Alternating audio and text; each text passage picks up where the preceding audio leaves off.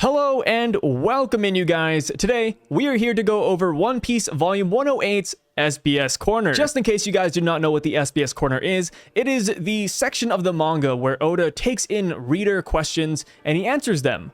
Half of the time, we get a lot of jokes out of Oda, but there are also times where we learn some extra details about the series of One Piece that are actually canon.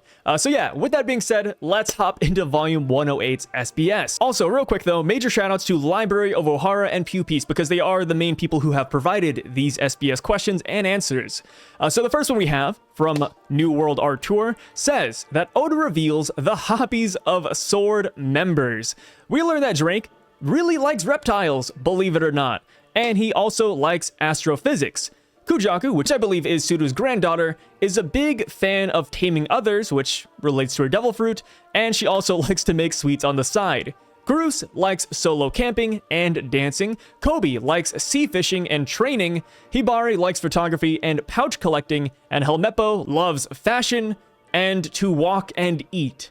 What a maniac. This right here is a perfect example of a standard SBS question. You get a goofy question, we get a fun answer. So the next one, let's see what it says here. We learn that Marine Headquarters has an elite group of chefs known as the Yonkooks, which translates to the four-head chefs. Among them is Winter Cuisine Komkov, who was selected as the chef for Saint Saturn and Kizaru during their adventure to Egghead Island. See, that's pretty big. Wait a minute. Yo, Sanji might have some competition. Luffy became a Yonko. Maybe Sanji needs to go around and defeat the Yonkooks.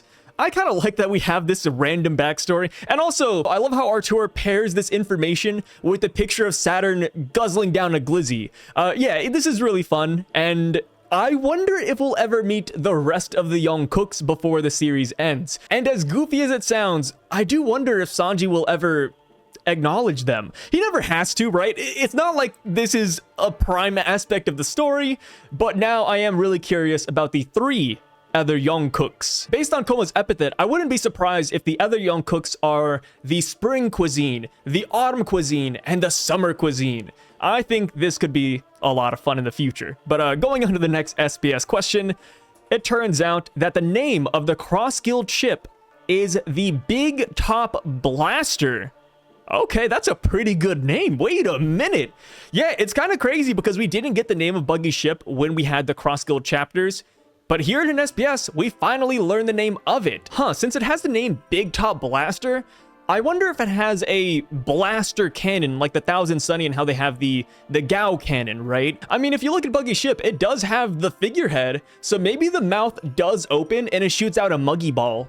Hey, you know, I'm gonna call it right here. Muggy Balls are gonna make a comeback in 2024. So, the next SBS question we have is about Ohara. And Oda confirms that it was indeed Haruden, Garth, and Goldberg, the current new Giant Warrior Pirates, who rescued the Library of Ohara's books in the river, which is a pretty nice thing to have be confirmed here. When the chapter came out, everybody was like 99% on board that it was them, but it looks like Oda right here just threw in that last 1% for us to make it a perfect 100.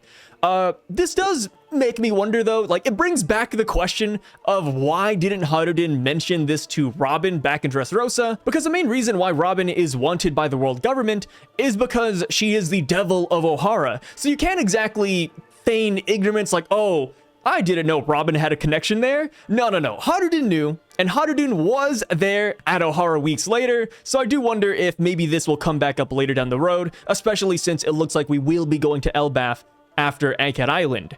So, the next little SBS question we have has somebody asking Oda, what is it that Kinderella saw in Wapol that made her want to marry him? And Oda's answer is money, which is something people already suspected, right? Kinderella is a little bit of a gold digger.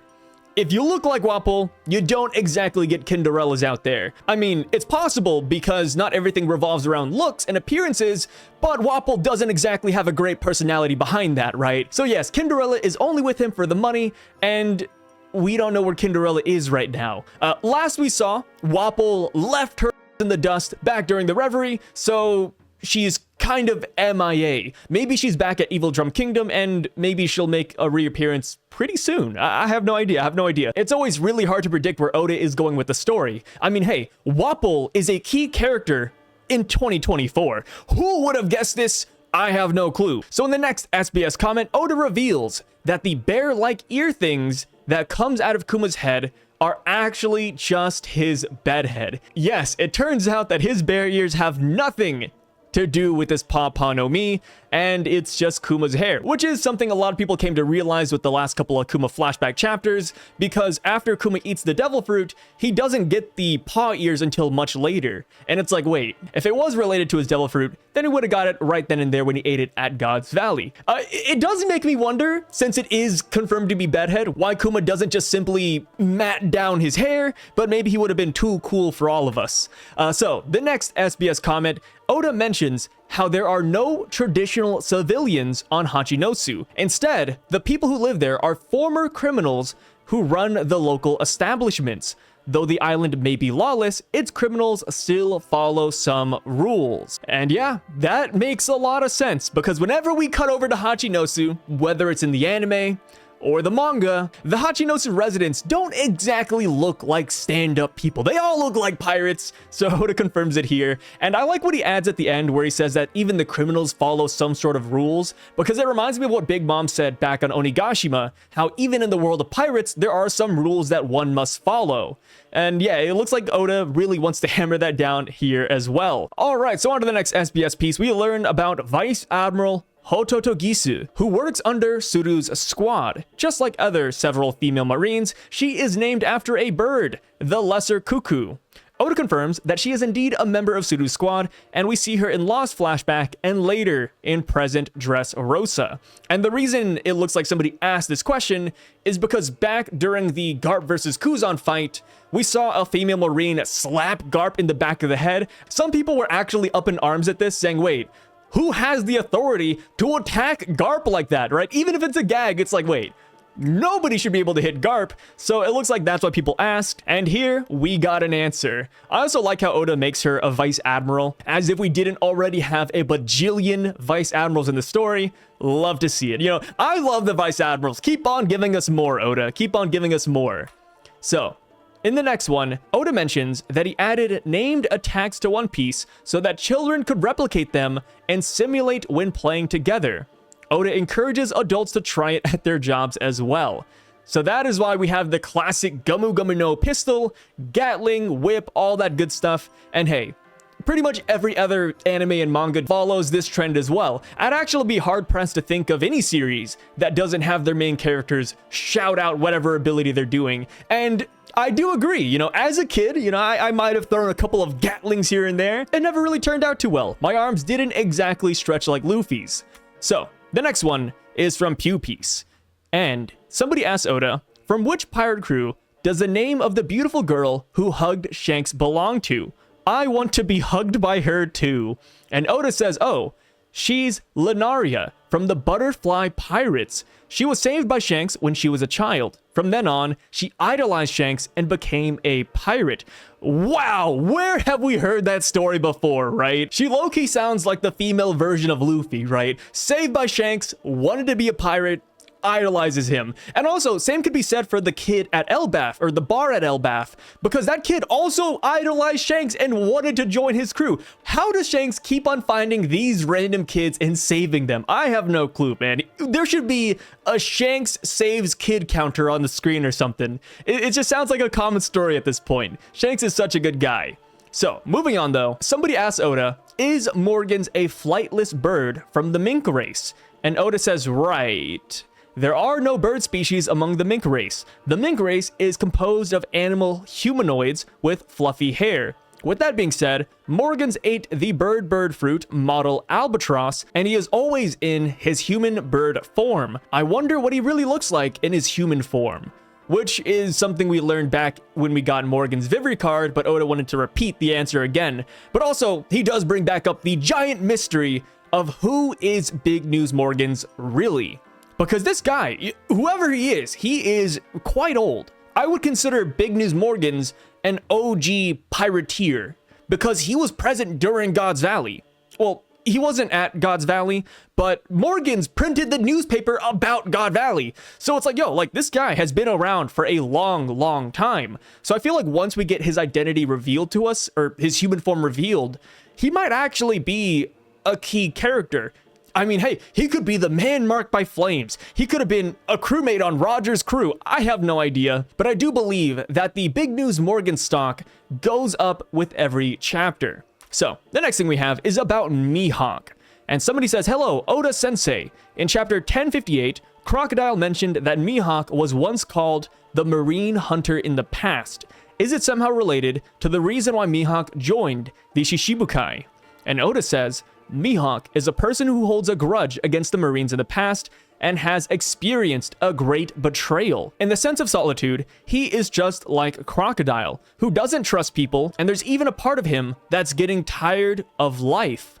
Being a member of the Shishibukai means he won't have to be chased by Marines. That way, he can find peace. So that's why he became a member, I think. I like how Oda says I think, as if he doesn't know. But now, that position has vanished. So the idea now is to hide behind Buggy's shadow, which is nothing new, right? MIhawk is just a peaceful guy. He wants to drink wine, he wants to read the newspaper and chill, but since now he can't do that as a Shishibukai, he's doing it as Buggy's Yonko commander, which is pretty funny. I do think it's really interesting how Oda is starting to tease a little bit of MIhawk's backstory, because that's something I was always curious about, right? I was like, okay, was he a former Holy Knight? Does he have some royal lineage? Does he have some connection with Muggy Kingdom? Like what made MIhawk become the man he is today? Turns out that he was once betrayed by the Marines, and that's why he started slaughtering them. So I actually think there is a chance that he himself might have been a Marine. And if anything, that could run parallel to Zoro, because Zoro started off as a bounty hunter, and then he became a pirate known as Pirate Hunter Zoro. Maybe MIhawk started off as a Marine, and then he ended up killing Marines, became a pirate, and then got the title Marine Hunter MIhawk, which I guess isn't too crazy of a theory. But yeah, I do love the MIhawk lore we're getting here, and for me at least, he's a character whose backstory I'm really looking forward to. So now, on to the next one. Oda-sensei, I have a request. I'm very moved that in his Vivre card, it's written that Roger named his sword Ace. So, can I ask you to draw the anthropomorphization of Rogers? Oda says, huh? I received this request many times. You guys are unfair. Now I really don't have a choice but to draw the anthropomorphization of Ace. Well then, I want to draw a really cool one, so here it is. The anthropomorphization of Roger's beloved sword, Ace. It's quite a big service for me, truly. And we have a beautiful looking man, and he is performing the iconic Kamusari, Divine Departure. Yeah, this guy looks absolutely crazy, and if anything, this might be one of the best anthropomorphizations that Oda has ever done. Because 9 out of 10 times, they always look pretty dang goofy, but this guy right here looks like somebody I wouldn't want to mess with. And hey, this is a perfect example right here of something that starts off as a gag in an SBS and later becomes canon. Because a long time ago, in one of the SBSs, someone asked Oda to do this exact same thing with Zoro's sword. But that design that we got actually ended up becoming Shimotsuki Kozuburo many years later. So yeah, you never really know what Oda's gonna do with these SBS answers.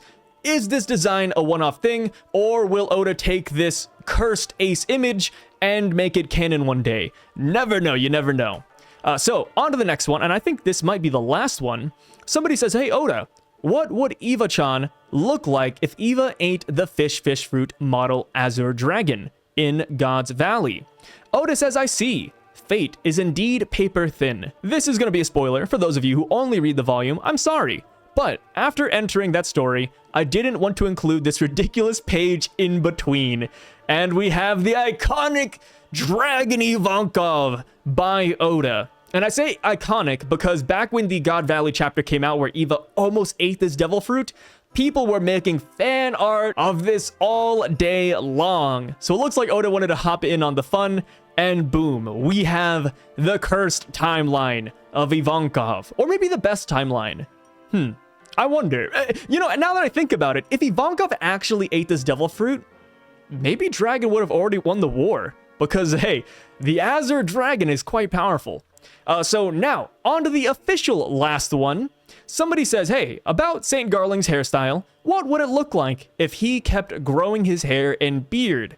And Otis says, it would look like this. And we get a really cursed image of Garling's hair coming full circle. Probably to symbolize the full moon, because all of his hairstyles do resemble the moon in some way. But yes, that is it for today's SBS Corner, guys. Thank you so much for joining me on this little adventure. Let me know, what was your favorite part about this SBS? Personally, mine was the young cooks. I just finished rewatching Shokugeki no Soma, so I'm in a very food mood. And yeah, I think it's such a goofy and cool idea. But let me know what your guys' opinions are about this SBS down below, and I will catch you guys next time. Sai, signing out.